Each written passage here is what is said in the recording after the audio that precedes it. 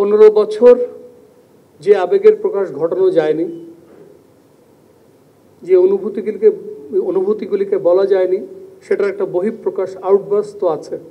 এবং রাষ্ট্রযন্ত্রের অনেক মেশিনারি কিন্তু তখন কিছুটা হলেও অকার্যকর হয়ে পড়েছিল। এটা তো বাস্তবতা। এরকম একটা এক্সেপশনাল সার্কামস্টান্সে আপনি একটা পারফেক্ট আউটকাম আশা করতে পারেন না। সেনাবাহিনী এই সময়ের মধ্যে কুমিল্লা নোয়াখালীর বন্যা থেকে শুরু করে বিভিন্ন সরকারি দাবি দেওয়া থেকে শুরু করে বিভিন্ন বাহিনীর মধ্যে আনরেস্ট থেকে শুরু করে বিভিন্ন পুলিশ স্টেশনকে রক্ষা করা থেকে শুরু করে ট্রাফিক দায়িত্ব পালন করা থেকে শুরু করে এমন কোনো কাজ নাই যা এই সীমিত জনবল দিয়ে করে নাই। 40 বা 50 হাজার সেনা সদস্য যাদের প্রাথমিক কাজ কিন্তু এটা না, তারা তাদের সর্বোচ্চ দিয়ে কিন্তু চেষ্টা করে গেছে। এখন আপনি যে প্রশ্নটা করেছেন উন্নতি হয় নাই কেন, আমি যদি বলি যে আমরা না থাকলে অবনতি কতটা হতো সেটা আপনি ধারণাও করতে পারবেন না। I think that would be the right perspective. গত 15 মাস সেনাবাহিনী বেসামরিক প্রশাসনের সহায়তায় নিয়োজিত আছে এবং অত্যন্ত চ্যালেঞ্জিং এবং প্রতিকূল পরিস্থিতির মধ্যে দিয়ে দায়িত্ব পালন করছে, এবং আমি বলবো অত্যন্ত পেশাগতভাবে দায়িত্ব পালন করেছে।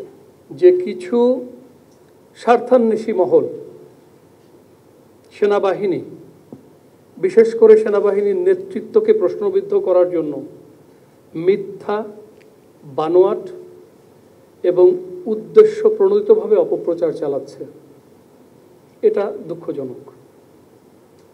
আমি আপনাদেরকে নিশ্চিত করতে চাই যে সেনাবাহিনীর প্রতিটি সদস্য সেনাবাহিনী প্রধান এবং সেনাবাহিনীর সিনিয়র লিডারশিপের প্রতি শতভাগ অনুগত এবং বিশ্বস্ত রয়েছে।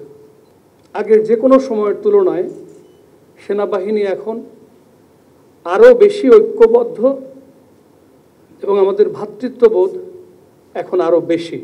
আমার অনুরোধ থাকবে সামাজিক যোগাযোগের মাধ্যমে যে প্রচারণা, এটাকে আমরা পরিহার করে ঐক্যবদ্ধভাবে সামনের দিকে এগিয়ে যাই। যে দায়িত্ব সেনাবাহিনীকে দেওয়া হয়েছে এবং ভবিষ্যতে যে দায়িত্ব দেওয়া হবে, সেনাবাহিনী সেটা যথাযথভাবে পালন করবে, চিরদিন করেছে, সামনেও করবে ইনশাল্লাহ।